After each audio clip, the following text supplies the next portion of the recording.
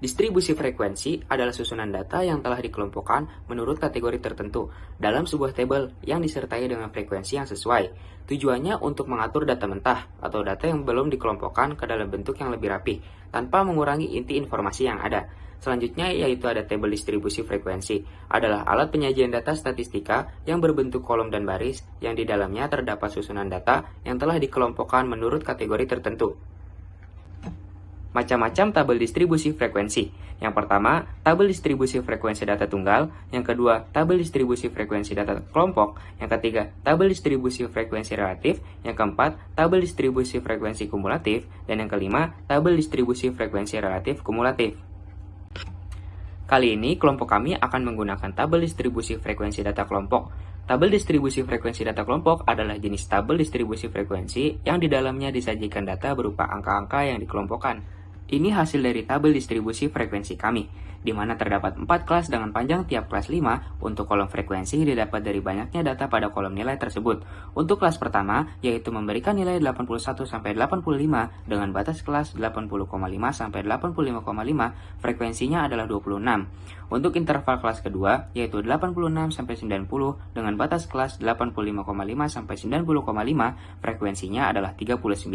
Interval kelas ketiga, yaitu 91-95 dengan batas kelas 90,5-95,5, frekuensinya adalah 17. Dan yang terakhir, interval kelas keempat, yaitu 96-100 dengan batas kelas 95,5-100,5, frekuensinya adalah 18. Total semua frekuensinya adalah 100. Untuk mencari batas kelas tepi bawah, yaitu dengan cara batas bawah dikurang 0,5. Dan untuk mencari batas kelas tepi atas, yaitu batas atas ditambah 0,5. Poligon frekuensi. Poligon memiliki makna dari kata poli yang artinya banyak dan gon yang artinya titik. Umumnya, poligon digunakan untuk pengolahan data frekuensi data kelompok dan titik tengah dari data kelompok. Poligon frekuensi merupakan bagian dari penerapan diagram yang berbentuk grafik. Bentuk poligon dibuat grafik dengan menghubungkan nilai tengah di setiap sisi atas yang berdekatan dengan nilai tengah jarak frekuensinya. Di setiap tengah-tengah sisi atas persegi panjang, sebuah poligon diatur berdampingan dan dihubungkan dengan suatu garis yang akan terbentuk menjadi diagram garis. Tujuan penggunaan poligon dalam penyajian data hampir sama dengan histogram, yaitu untuk memudahkan penyebaran dan pembacaan data berkelompok. Dengan penggunaan poligon, pembacaan data dipermudah dengan penerapan kurva. Dalam pembuatan sebuah poligon, biasanya akan ditambah 2 segmen garis lain yang menghubungkan titik tengah ujung batang pertama dan terakhir dengan titik tengah kelas yang paling ujung.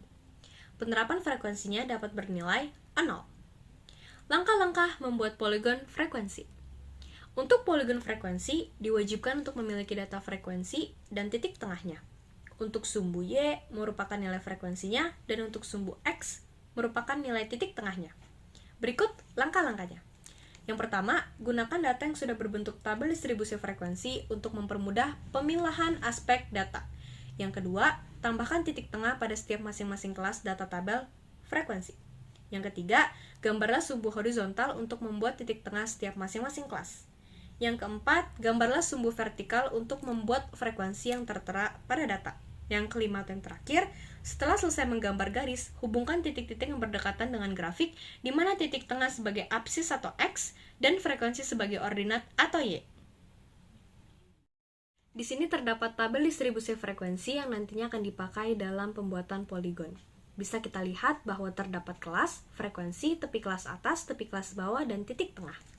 Untuk kelas pertama, 81-85 dengan frekuensi 26, tepi kelas bawah 80,5, tepi kelas atas 85,5, dan titik tengahnya 83. Kelas kedua, 86-90 dengan frekuensi 39, tepi kelas bawah 85,5, tepi kelas atas 90,5, dan titik tengahnya 88. Untuk kelas ketiga, 91-95 dengan frekuensi 17, tepi kelas bawah 90,5, tepi kelas atas 95,5, dan titik tengahnya 93. Dan kelas yang terakhir atau kelas keempat, 96-100 dengan frekuensi 18, tepi kelas bawahnya 95,5, tepi kelas atasnya 100,5, dan titik tengahnya 98. Setelah mendapat data-data yang diperlukan, selanjutnya kita menggambar poligon. Karena frekuensinya hanya sampai 39, jadi kami memakai angka kelipatan 3, yaitu ada 3, 6, 9, 12, 15, 18, 21, 24, 27, 30, 33, 36, 39, dan mentok 42. Dan untuk titik tengahnya disesuaikan dengan data tabel, yaitu terdapat 83, 88, 93, dan 98. Selanjutnya, hubungkan frekuensi dengan titik tengahnya. Pada tabel, untuk titik tengah 83 memiliki frekuensi 26, maka kita hubungkan dengan cara menandainya dengan titik atau bulatan. Begitu juga dengan titik tengah 88 memiliki frekuensi 39, titik tengah 93 memiliki frekuensi 17, dan titik tengah 98 memiliki frekuensi 18. Lalu kita hubungkan secara urut, mulai dari titik tengah 83 sampai 98 sehingga membentuk sebuah garis atau poligon. Histogram adalah grafik yang berisi ringkasan dari sebaran, dispersi, atau variasi suatu data. Histogram adalah grafik batang yang menampilkan frekuensi data. Penggunaan grafik histogram telah diaplikasikan secara luas dalam ilmu statistik. Jumlah titik data yang terletak dalam rentang nilai kelas menjadi sangat mudah diinterpretasikan dengan menggunakan histogram. Langkah-langkah untuk membuat histogram adalah yang pertama, kita harus mengumpulkan data. Yang kedua, menentukan banyaknya kelas interval. Yang ketiga, menentukan tepi batas kelas atas dan bawah. Untuk tepi kelas bawah dikurang 0,5 dan untuk tepi kelas atas ditambah 0,5. Dan yang terakhir, membuat grafik sumbu X dan Y. Dengan sumbu X adalah frekuensi dan sumbu Y adalah batas kelas. Seperti yang terlihat di gambar, pertama kita harus membuat sumbu yang terdiri dari sumbu X dan Y. Sumbu Y untuk frekuensi, dan sumbu X untuk batas kelas. Setelah selesai dibuat, kita masukkan frekuensi dan batas kelas ke dalam grafik dengan urutan dari yang terkecil hingga terbesar. Setelah itu, kita masukkan tabel distribusi ke dalam grafik, dimulai dari frekuensi 26 memiliki batas kelas 80,5 hingga 85,5. Lalu kita buat grafiknya. Frekuensi 39 memiliki batas kelas dimulai dari 85,5 hingga 90,5. Lalu frekuensi 17 memiliki batas kelas dimulai dari 90,5 hingga 95,5. Dan frekuensi 18 memiliki batas kelas dimulai dari 95,5 hingga 100,5. Setelah selesai, akan berbentuk seperti batangan. Dan inilah yang disebut histogram. OGIF merupakan bentuk penyajian data dalam grafik berdasarkan data yang sudah disusun dalam bentuk tabel distribusi frekuensi kumulatif. OGIF sering disebut sebagai grafik frekuensi meningkat. Hal ini dikarenakan cara pembuatannya dengan menjumlahkan frekuensi pada setiap kelas sebelumnya atau setelahnya. Bentuk OGIF seperti poligon, sehingga sering disebut juga sebagai poligon distribusi frekuensi kumulatif. Ada dua jenis penyajian data dalam bentuk OGIF. Yang pertama, ada OGIF positif, dan yang kedua, ada OGIF negatif. Di sini saya akan menjelaskan tentang OGIF positif beserta tabel distribusi frekuensi. OGIF positif adalah kurva atau grafik yang tersusun dari tabel distribusi frekuensi kumulatif kurang dari. Pada OGIF positif, nilai dari grafik atau bentuk grafik akan berbentuk cenderung naik, hingga nilai frekuensi kumulatif terbesar terdapat di bagian paling bawah pada tabel. Langkah-langkah menentukan OGIF positif. Langkah pertama untuk membuat OGIF positif adalah menentukan batas atas masing-masing kelas dan data frekuensi kumulatif kurang dari sesuai dengan data pada tabel kelompok yang telah dibuat. Batas atas kelas diperoleh dengan cara menambahkan nilai tertinggi pada kelas tersebut dengan 0,5. Nilai frekuensi kumulatif kurang dari diperoleh dengan cara menjumlahkan frekuensi setiap kelas dengan frekuensi semua kelas di atasnya. Misalnya, akan dicari nilai frekuensi kumulatif kurang dari untuk kelas dengan rentang 91 sampai 95. Frekuensi kelas tersebut adalah 17 dan dua kelas sebelumnya memiliki nilai frekuensi 39 dan 26. Sehingga nilai frekuensi kumulatif kurang dari untuk kelas 91 sampai 95 adalah 39 ditambah 26 ditambah 17, maka hasilnya 82. Langkah kedua adalah menyiapkan bidang kartesius yang memuat nilai pada sumbu X dan data frekuensi pada sumbu Y. Untuk data dengan tabel di atas diperoleh gambar bidang seperti di atas. Langkah ketiga, pasangkan data yang sesuai antara data nilai batas atas setiap kelas dan frekuensi kurang dari. Langkah keempat, hubungkan setiap titik sehingga membentuk sebuah kurva. Maka akan diperoleh gambar ogive positif seperti yang terlihat pada gambar ogive di atas ini. Ogive negatif merupakan kurva atau grafik yang tersusun dari data yang diperoleh pada tabel distribusi frekuensi kumulatif lebih dari. Pada ogive negatif, grafik akan cenderung menurun ke bawah hingga nilai frekuensi kumulatif terkecil. Di sini terdapat tabel dan kurva dari ogive negatif. Pada bagian tabel terdiri dari nilai kelas, frekuensi tepi bawah, dan frekuensi kumulatif. Pada nilai kelas yang pertama, bernilai 81 sampai 85, pada frekuensi bernilai 26. Nah, cara mencari nilai dari tepi bawah adalah dengan mengurangi nilai kelas yang pertama atau nilai kelas yang bernilai 81 dikurangi dengan 0,5 sehingga tepi bawah berjumlah 80,5. Sedangkan untuk mencari frekuensi kumulatif itu dengan cara menjumlahkan semua nilai frekuensi yang nilainya lebih besar dari 81 sampai 85, yaitu berjumlah 26, 39 ditambah 17 tambah 18 sehingga nilai dari frekuensi kumulatif yang pertama adalah 100. Pada nilai kelas yang kedua bernilai 86 sampai 90, frekuensinya bernilai 39. Cara mencari tepi bawahnya yaitu sama dengan cara mencari tepi bawah yang pertama. Maka nilai dari tepi bawah yang kedua adalah 85,5. Lalu cari frekuensi kumulatif pun sama dengan cara mencari frekuensi kumulatif yang pertama. Sehingga nilai frekuensi kumulatif kedua adalah 74. Nilai kelas yang ketiga adalah 91 sampai 95, frekuensinya bernilai 17, tepi bawahnya bernilai 90,5 dan frekuensi kumulatifnya bernilai 35. Nilai kelas yang keempat bernilai 96 sampai 100, frekuensinya bernilai 18, tepi bawahnya bernilai 95,5 dan frekuensi kumulatifnya bernilai 18. Lalu jumlahkan semua nilai frekuensi sehingga jumlah dari frekuensi adalah bernilai 100. Pada kurva ogive negatif terdiri dari garis frekuensi kumulatif yang terletak pada garis vertikal dan garis nilai kelas yang terletak pada garis horizontal. Di kurva ogive negatif ini, pada garis nilai kelas disambungkan dengan garis frekuensi kumulatif. Di sini nilai kelas diambil dari nilai tepi bawah yang terdiri dari beberapa nilai yaitu 80,5, 85,5, 90,5, 95,5, dan 100,5. Pada frekuensi kumulatif terdiri juga dari beberapa nilai yaitu 18, 95, 74, dan 100. Lalu kita sambungkan atau hubungkan saja nilai kelas yang berjumlah 80,5 dengan garis frekuensi kumulatif yang berjumlah 100. Selanjutnya ada nilai kelas yang berjumlah 85,5 dan sambungkan dengan garis frekuensi kumulatif yang bernilai 74.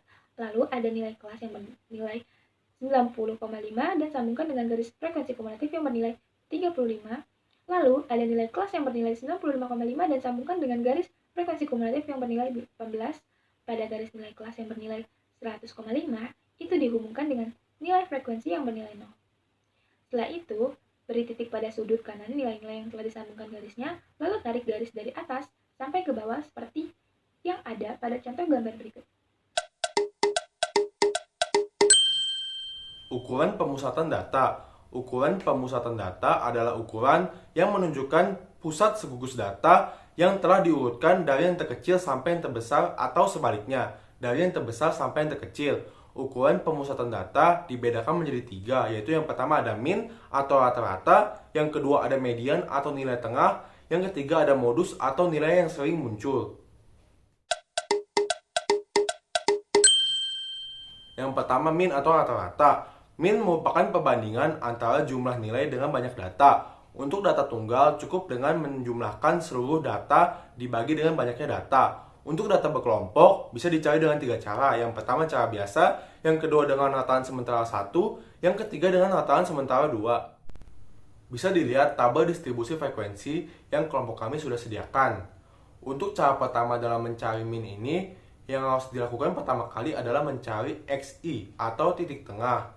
Dicari dengan mencari nilai tengah dari tiap kelas.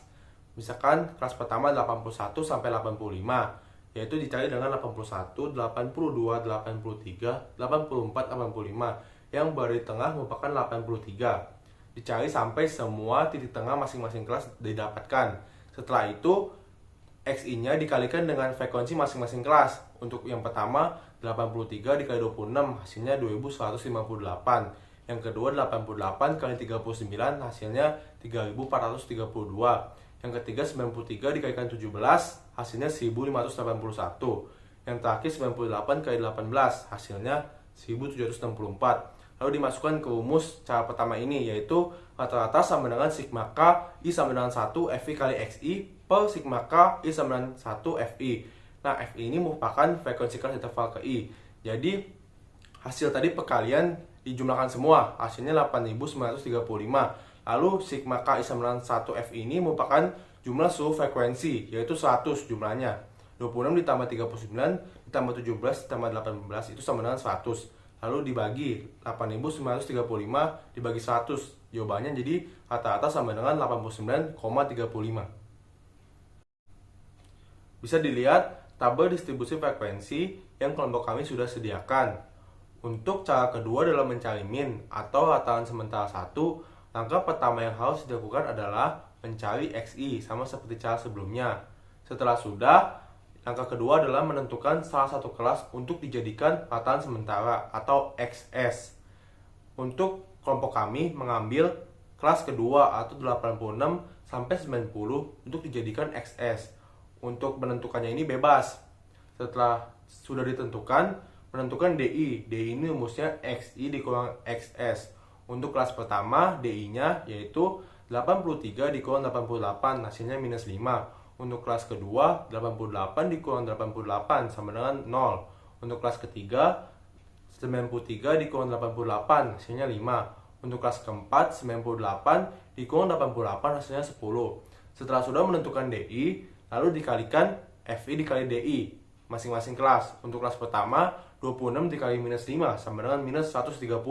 Untuk kelas kedua, 39 dikali 0 sama dengan 0. Untuk kelas ketiga, 17 dikali 5 sama dengan 85. Untuk kelas keempat, 18 dikali 10 sama dengan 180.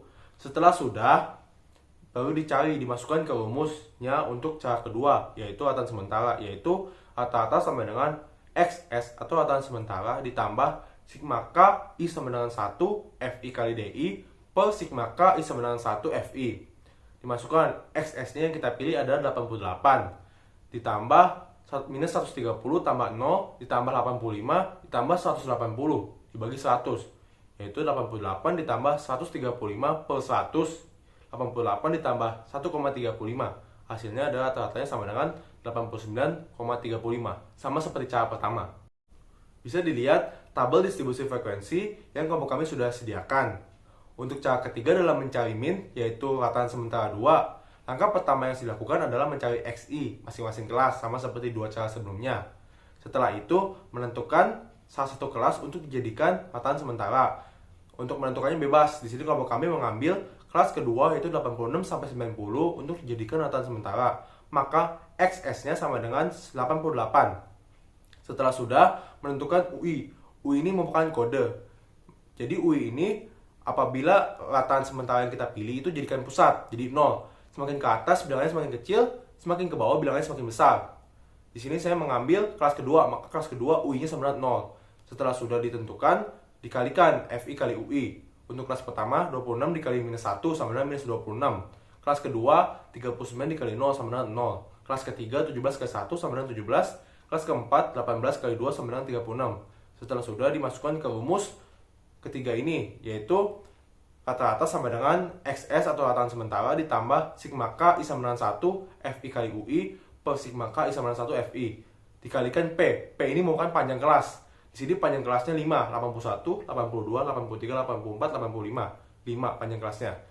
Itu masukkan 88 ditambah minus 26 tambah 0 tambah 17 tambah 36 per 100 dikali 5. Di 88 tambah 27 per 100 kali 5. 88 ditambah 135 per 100. Jadi 88 ditambah 1,35. Hasilnya rata-ratanya adalah 89,35, sama seperti cara pertama dan cara kedua. Modus. Modus merupakan nilai yang sering muncul dengan frekuensi yang paling banyak. Untuk data tunggal, mencari modus hanya dengan mencari nilai yang paling sering muncul. Untuk data berkelompok, mencari modus dengan rumus TB ditambah D1 per D1 tambah D2 dikali P. Untuk lebih jelasnya, ayo masuk ke bahasan. Bisa dilihat tabel distribusi frekuensi yang kelompok kami sudah sediakan. Untuk menentukan modus, langkah pertama yang harus dilakukan adalah menentukan kelas modus. Kelas modus ini merupakan kelas dengan frekuensi terbesar. Bisa dilihat dari data kelompok kami, kelas dengan frekuensi terbesar adalah kelas kedua, yaitu 86-90, dengan frekuensi 39. Maka kita jadikan kelas modus. Setelah sudah menemukan kelas modus, dicari tepi bawah. Tepi bawah merupakan nilai terendah dari kelas yang dipilih. Kelas yang dipilih 86-90. Maka nilai terendahnya 86 dikurangi dengan 0,5, jadi 85,5. Setelah sudah menemukan tepi bawah, dicari D1 dan D2. D1 merupakan selisih frekuensi dengan kelas sebelumnya. D2 merupakan selisih frekuensi dengan kelas setelahnya. Maksudnya selisih frekuensi ini, selisih frekuensi kelas modus dengan kelas sebelumnya. Maka D1 sama dengan 39 dikurangi 26. 26 merupakan kelas sebelum kelas modus. Dan D2-nya merupakan 39 dikurang 17. 17 merupakan frekuensi kelas setelah kelas modus. Jadi D1 sama dengan 13, D2 sama dengan 22. Setelah itu dimasukkan ke rumus, yaitu modus sama dengan tepi bawah ditambah D1 per D1 tambah D2 dikali P. P merupakan panjang kelasnya 5. Dimasukkan, tepi bawahnya merupakan 85,5 ditambah 13 per 13 tambah 22 dikali 5. Lalu 85,5 ditambah 65 per 35. 85,5 ditambah 1,857. Jadi hasilnya 87,357 dibulatkan menjadi 87,4. Median. Median merupakan nilai tengah data terurut. Untuk data tunggal yang merupakan data ganjil, mencari median dengan nilai data ke n plus 1 dibagi 2. Untuk data genap dicari dengan nilai data ke n per 2 ditambah nilai data ke n per 2 tambah 1 dibagi 2. Untuk data berkelompok, nilai median dicari dengan TB ditambah setengah n dikurang F kumulatif per F median dikali P. Untuk lebih jelasnya, ayo masuk ke bahasan. Bisa dilihat tabel distribusi frekuensi yang kelompok kami sudah sediakan. Dalam mencari median, langkah pertama yang harus dilakukan adalah menentukan frekuensi kumulatif. Frekuensi kumulatif merupakan jumlah frekuensi antara kelas tersebut dengan kelas sebelumnya.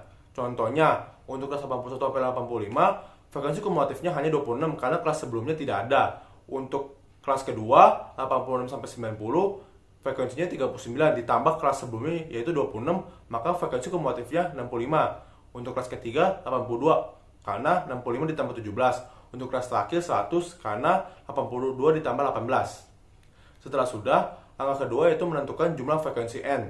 N itu banyaknya data. Maka jumlah frekuensi kelompok kami adalah 100. Maka setengah dikali 100 sama dengan 50. Langkah selanjutnya menentukan kelas median. Kelas median ditentukan dengan cara, contohnya kelas 81 sampai 85. Frekuensi hanya 26, belum mencapai sampai 50, yaitu jumlah frekuensi N kelompok kami. Maka dicek lagi kelas selanjutnya, 86 sampai 90. Frekuensinya 39, 26 tambah 39, 65, maka sudah mencakup sampai 50. Maka ditetapkan kelas kedua merupakan kelas median. Setelah itu menentukan tepi bawah. Tepi bawah merupakan nilai terendah dikurang 0,5 dari kelas yang kita pilih. Maka 86 dikurang 0,5 sama dengan 85,5. Setelah itu dimasukkan ke rumusnya.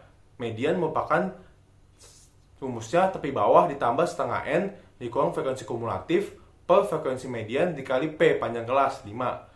Dimasukkan tepi bawahnya sama dengan 85,5 ditambah setengah N 50 dikurangi frekuensi kumulatifnya 26 per frekuensi median 39 dikali 5 panjang kelas. Maka 85,5 ditambah 24 per 39 dikali 5. 85,5 ditambah 120 per 39. Jadi 85,5 ditambah 3,076. Jadi hasilnya 88,576 dibulatkan menjadi 88,6.